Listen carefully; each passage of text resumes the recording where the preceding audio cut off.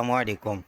Next हमने electronic configuration देखनी है। इसके लिए एक प्रिंसिपल आबा रूल हमें देखना पड़ेगा, जिसमें आप सबसे पहले 1 से लेकर 7 तक काउंटिंग लिखें। फिर एक इसको रिमूव करके 7 को रिमूव करके 2 से लेकर 6 तक काउंटिंग लिखें।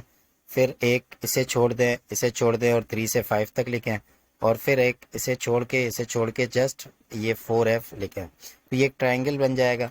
सबसे पहले के अंदर SS लिख दें, फिर PP लिख दें, फिर DD लिखें और फिर F लिख दें। अब ये जो S है, इसमें ज़्यादा से ज़्यादा 2 इलेक्ट्रॉन जा सकते हैं और 4 प्लस करें तो P में 6 इलेक्ट्रॉन, D के अंदर 4 प्लस करें तो 10 इलेक्ट्रॉन और F के अंदर 14 इलेक्ट्रॉन हम डाल सकते हैं।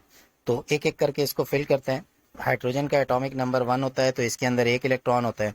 तो सबसे पहला ऑर्बिटल ले लें 1s1, इसके अंदर 1 इलेक्ट्रॉन आ गया, ये इसकी इलेक्ट्रॉनिक कॉन्फ़िगरेशन होगी। इसके बाद दूसरा हमारे पास हीलियम है। हीलियम के अंदर 2 इलेक्ट्रॉन होते हैं, तो पहला ही ऑर्बिटल ले लें। पहले ऑर्बिटल में आप 2 इलेक्ट्रॉन डाल सकते हैं, तो 1s2 के ऊपर ये ख़त्म हो जाएगा। इसके बाद तीसरा ले लें। तीसरा हमारे पास लिथियम है और लिथियम का एटॉमिक नंबर 3 होता है। तो 1s2 के अंदर 2 हो गए आपके पास और 2s1, यहाँ पर आपके पास 1 इलेक्ट्रॉन आएगा। इसको सेट कर देते हैं यहाँ पर।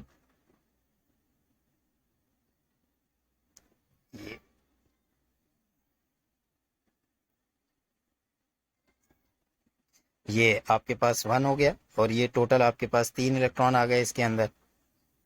इसी तरह आप चलते जाएंगे। फिर नंबर 4 के ऊपर आएंगे तो 4 हैं, 1s2 2s2, 4 कंप्लीट हो गए।